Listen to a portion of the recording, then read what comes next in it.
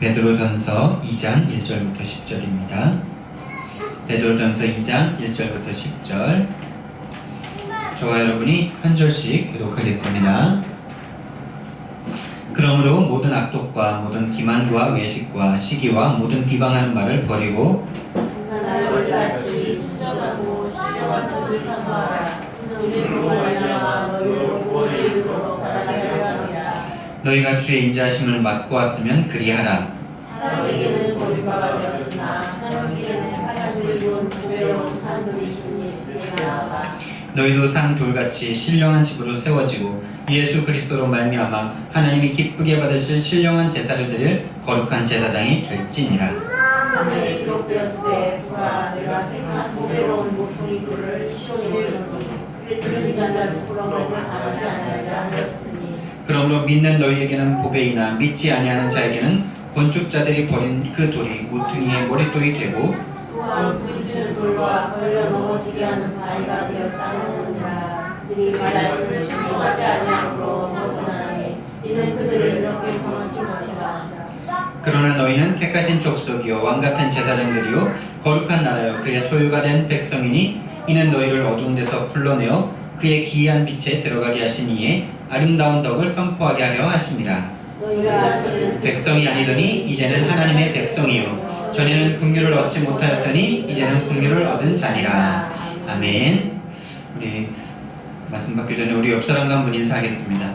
오늘 너무 잘 오셨습니다. 오늘 너무 잘 오셨다. 금보다 귀한 믿음이 있으시길 바랍니다. 오늘가 귀한 있으시길 바랍니다. 아멘. 그리고 오늘 찬양이 너무 좋네요. 새로운 찬양을 우리가 또 배웠는데 이런 찬양을 어디서 이렇게 가지고 오시는지 하나님의 은혜인 것 같아요. 가사를 듣는데 베드로가 너무 많이 생각이 나요. 그래서 참 좋았고 찬양 시간이 좀 더 길어도 좋겠다 이런 생각이 듭니다. 그래서 15분 정도의 찬양 시간을 마치는데 한 20분 정도까지는 하셔도 좋을 것 같아요. 20분에서 25분 정도로 충분하게 좀 찬양의 시간을 가졌으면 좋겠습니다. 아름다운 덕을 선포하라. 아름다운 덕을 선포하라 라는 제목으로 하나님 말씀 증거합니다. 사도 베드로의 두 번째 사도 베드로가 베드로 전서를 통해서 두 번째 이 복음에 대한 내용을 말씀하고 있는데 그 중심 내용이 아름다운 덕을 선포하라라는 것이에요. 우리를 선택하신 이유가 하나님의 구원의 은혜를, 예수님의 십자가의 그 은혜를, 그 아름다움을 선포하라고 우리를 부르셨다는 것입니다. 우리는 은혜 받고 축복받고 가만히 우리가 무산일하게 살으라는 그런 사람으로 부름받은 사람이 아니라는 것을 우리는 베드로의 두 번째 설교를 통해서 또 알 수가 있습니다. 우리는 그분의 아름다운 덕, 그분이 우리에게 베푸신 놀라운 은혜인 복음을 선포하라고 부르신 하나님의 백성들인 줄 믿습니다. 그런데 이 아름답다라는 말을 쓴 이 베드로 사도가 참 너무나 저는 참 신기하더라고요. 이 베드로가 어부고 배우지 못한 사람이고 어떻게 보면 참 남자로서 거칠고 좀 이렇게 성격이 급한 사람인데 이 하나님의 복음을 자신이 경험한 이 예수 그리스도를 아름답다라고 말을 하고 있는 것입니다. 이 사도 베드로가 당한 그 복음은 어떤 것이었습니까? 이 경험한 복음이 어떤 것이었습니까? 자기 자신은 예수님을 열심으로 특심으로 다른 모든 제자들보다도 더 많이 깨닫고 더 많이 체험하고 더 많이 예수님을 사랑하는 것 같았는데 자기의 힘, 그 열심과 모든 힘을 다해서 예수님을 사랑하고 싶은 그 마음이 가득했지만은 그 힘으로는 정말로 예수님을 그 십자가를 사랑할 수 없는 존재이구나 라는 것을 깨달은 존재 아닙니까? 그 열심과 그 열성과 열정은 결국에 인간의 동기일 수밖에 없구나, 그것이 인본주의일 수밖에 없구나라는 것을 너무나 깨달았던 베드로 아닙니까? 그 열심과 그 순수한 것 같았던 그 동기와 예수님을 따르며 예수님을 정말로 끝까지 내가 버리지 않고 사랑하겠다라고 말한 그 모든 열정과 사랑이 결국엔 자기 자신을 위한 것이었다는 것을 본인이 그 십자가 앞에서 깨닫게 된 장본인 아닙니까? 그래서 결국에 우리 하나님의 사람으로 지어지는 것은 내 힘으로는 안 되는 것이고, 내가 아무리 주님을 사랑하려고 하고 하나님께 뭔가를 내가 해보려고 해도 그것은 결국에 창세기 3장의 나로서 그것을 하면 나에게 좋게 되기 때문에 내 육신적인 축복, 물질적인 축복, 세상적인 축복 올 것이기 때문에 세상적인 성공도 그걸로 보통 올 것이기 때문에 내가 하나님을 위해서 하나님을 사랑하려고 하는 것이구나. 근데 그것은 죽어져야 되는 것이구나. 십자가 앞에서 예수님과 함께 십자가에 못 박혀야 되는 것이구나. 그리고 나서 다시 살아야, 성령으로 다시 살아야, 하나님이 다시 살리셔야 결국에 하나님이 원하시는 하나님의 일꾼이 되는 것이구나. 그 일을 행하시는 그 하나님의 은혜가 아름다운 것이구나 라는 것을 사도 베드로는 몸소 체험한 하나님의 사람이 된 것이죠. 그래서 이 사도 베드로는 동기와 인본주의로 가득했던 그가 십자가에서 예수님과 함께 죽고 다시 살리신 바 된 하나님의 사도가 된 것입니다. 여러분, 이런 과정이 우리에게 분명히 모든 사람에게 다 일어나게 되어 있습니다. 우리가 우리의 가진 힘으로 열심히 해보려고 해도 결코 우리는 우리의 생명을 죽는 자리까지 데려가지 못해요. 우리는 다 살려고만 합니다. 죽는 것은 우리의 인생에 없어요. 그래서 우리가 신앙생활 하면서 너무나 많이 보지 않습니까? 우리가 전도하다가 한번 면박당하면은 그 사람에게 다시 가서 복음 잘 못 전합니다. 그거 왜 그런지 아십니까? 우리가 살아있기 때문에. 아직 우리가 죽지 못했기 때문에. 면박당하는 그게 너무나 싫어요. 우리한테 안 맞아요. 근데 이 사도 베드로와 이 사도들은 어땠습니까? 자신을 죽이려고 하는 사람들 앞에서도 내가 하나님의 말씀을 듣는 것이 옳은가? 너희들의 사람의 말을 듣는 것이 옳은가라고 말하면서 죽을 수도 있는데 계속 주님의 복음을 말하지 않습니다. 우리는 그 사람들이 우리에게 해보지도 안 하고 그냥 안 믿겠다고 얼굴 이렇게 딱 안색만 바꾸는데도 우리는 그거에 두려워가지고 다시 못 찾아가지 않습니까? 얼마나 그게 우리한테 거리낌이 되고 참 힘든 일입니까? 우리가 한번 진짜 면박당하면은 다시 가는 게 참 그게 쉽지가 않더라고요. 1층 집 우리 전도하기 위해서 기도하는데 이렇게 한번 갔다가 이렇게 좀 면박당하고 그러는데 아주 심한 모욕도 아닌데 다시 못 가요. 다시 가는 게 그렇게 힘들어요. 크리스마스 때 안 왔는데 그 선물 다시 갖다 주려고 포장했는데 그건 못 갖다 주겠어요. 그게 우리입니다. 그게 우리의 죽지 못하는 거예요. 그게 너무나 힘들어요. 하나님이 만들어 주셔야 돼요. 하나님이 하셔야 돼요.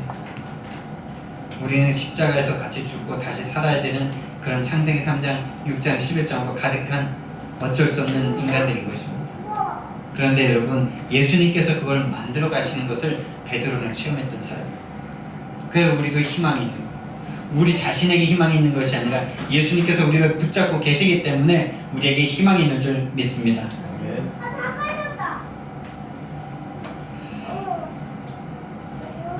여러분, 베드로가 1장에서 처음으로 우리에게 전한 복음이 어떤 복음입니까? 금보다 귀한 것이 믿음이다라고 우리에게 말했습니다. 여러분, 이 땅에 가장 중요한 것이 믿음이다라고 말을 하고 있는 거예요. 믿음. 여러분, 우리에게 하나님을 믿는 믿음이 와 있다면 우리는 이 세상에서 가장 귀한 그것을 가지고 있는 것인 줄 믿습니다.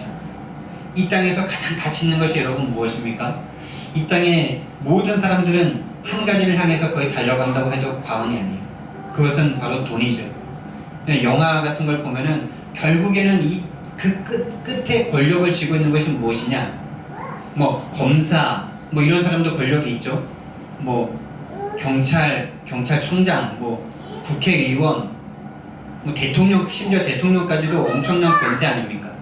근데 정말 이렇게 어떤 그런 이 땅에 어떤 권세를 쥐고 있는 그런 그린 영화를 보면은 결국에 그 대통령의 권세까지도 움직이는 것이 무엇이냐면 돈을 쥐고 있는 그 엄청난 세력입니다. 돈을 쥐고 있는 사람들은 대통령 안 합니다. 대통령 하는 거 고생이잖아요. 국회의원도 고생이에요, 여러분. 검사, 경찰 이런 것도 어찌 보면 고생이에요. 그곳에서 뭔가 일에 보람을 느끼는 것은 있을지 모르지만은 돈을 가지고 그 권세를 잡고 있는 사람들에게는 그런 거 하는 사람들이 다 하찮은 자신의 종들에 불과하더라고요. 대통령도 그 권세 있는 자들이 대통령 자기가 하기 싫으니까 그 대통령 세워서 돈으로 대통령 만들어가지고 자기의 이권 지켜줄 대통령을 세우더라고요.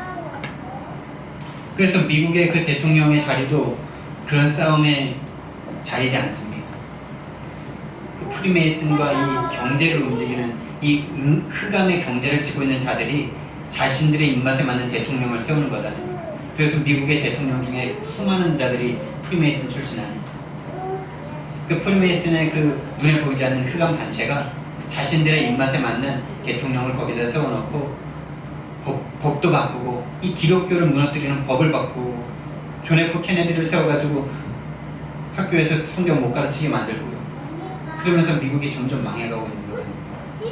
여러분, 제가 지금 무슨 말씀을 드리려고 하냐면 이 땅에서 가장 귀한 것이 돈이라는 거예요. 결국에 돈.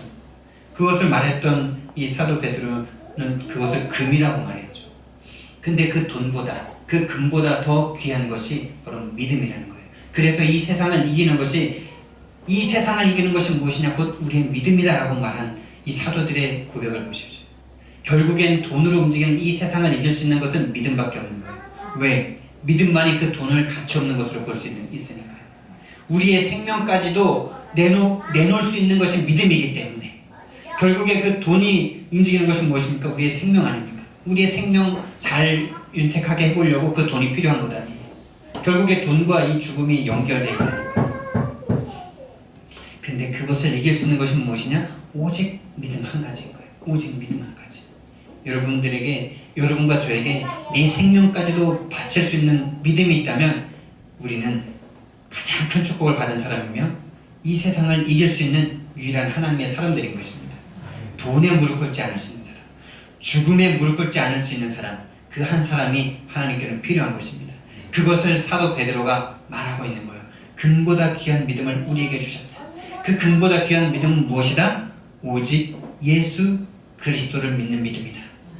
그냥 예수 그리스도가 아니라 오직 예수 그리스도, 오직 예수 그리스도만이, 예수 그리스도만이 나를 구원하실 수 있으며 오직 예수 그리스도만이 나에게 필요한 분이다라는 그것이 이 땅을 이길 수 있는, 이 세상의 돈의 권세와 죽음의 권세를, 생명의 권세를 붙잡고 있는 사탄 마귀 귀신 세력을 이길 수 있는 힘이다라는 거예요. 놀라운 은혜죠. 이 사도 베드로가 육신과 동기로 가득했던 이 사도 베드로가 지금 이런 고백을 할 수 있었던 게 여러분 얼마나 놀라운 은혜입니까? 그것이 죽고 다시 사는 그 일이 없었다면 절대 있을 수 없는 일인 것입니다. 그것을 누가 하신다고요? 오늘 말씀에서도 계속 나오는데 예수 그리스도께서 그것을 만들어 주신다는 거예요. 우리 힘으로는 절대 안 돼요. 우리 힘으로 되면 예수님이 십자가에 죽으실 이유가 없어요. 예수님만이 그것을 해주실 수가 있어요.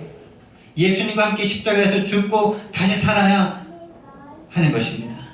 그런 은혜의 과정이 지금 저와 여러분에게 일어나고 있는 줄 믿습니다. 그것이 바로 성령의 내주 인도 역사의 모든 포인트인 것입니다.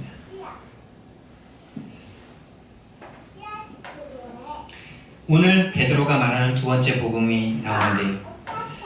베드로가 말하는 두 번째 복음은 부르신 이유에 대한 복음입니다. 우리를 부르신 이유가 무엇이라고요? 우리를 불러서 예수 믿고 축복받고 이 땅에서 떵떵거리며 살고 불신자들에게 예수 믿으면 이런 복 받는다라고 그런 복을 전하라고 부르신 게 아니에요.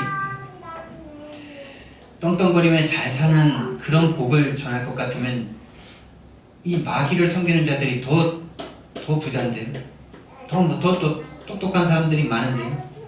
성품과 윤리도 더 잘 지키는 사람들이, 불신자들이 더 많은데요. 그런 세상적인 것 때문에 예수님께서 우리를 부르신 것이 아니라는 것입니다. 예수님께서 우리를 부르신 이유는 하나님의 그 아름다운 복음, 하나님의 그 아름다운 덕을 선포하게 하시려고 우리를 부르신 것입니다. 그 아름다운 덕이 지금 뭐라고 말하고 있는 것입니까? 베드로가 경험한 그 복음을 말하고 있는 것이잖아요. 십자가의 복음을 말하고 있는 것입니다. 그 십자가를 바라볼 때, 그 십자가를 지시는 예수님을 바라볼 때 예수님을 저주하고 맹세하고 부인할 수밖에 없던 그 십자가가 다시 살아보니까, 성령 받아보니까 그것이 이 땅에서 가장 귀하고 가장 아름다운 덕이라고 지금 사도 베드로는 말하고 있는 것입니다. 그래서 오늘 성경 본문에서도 나오지만 그것이 그 십자가가 구원받지 못한 자들에게는 걸려 넘어지는 것이고 버린 돌이고 부딪히는 돌인데 구원을 받은 자들에게는 가장 보배로운 것이다. 우리를 구원하시는 유일한 것이다 라고 말씀을 하고 있는 것입니다. 우리를 부르신 이유는 예수님의 그 복음을, 십자가의 복음을, 구원의 복음을, 죄 용서의 복음을, 사탄의 권세를 꺾으신 그 십자가의 복음을 증거하라고 부르신 것입니다.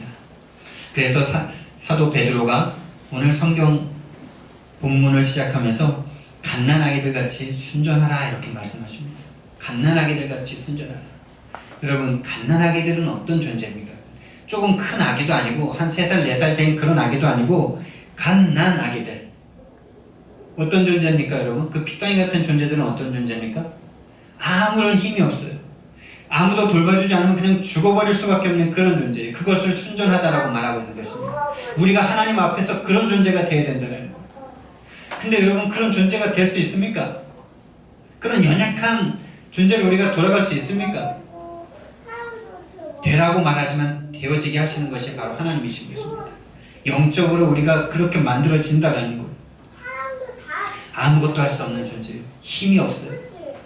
그저 빠는 힘밖에 없고 울 힘밖에 없고 똥 쌀 힘밖에 없고 치울 힘이 없고 옷 입을 힘이 없고 뭐 걸을 힘도 없고 누워서 그냥 뒹굴뒹굴 할 수밖에 없는, 하나님이 아니면, 아버지 어머니가 아니면 아무것도 할 수 없는 그런 존재, 그런 존재를 순전하다라고 말하고 있는 거예요.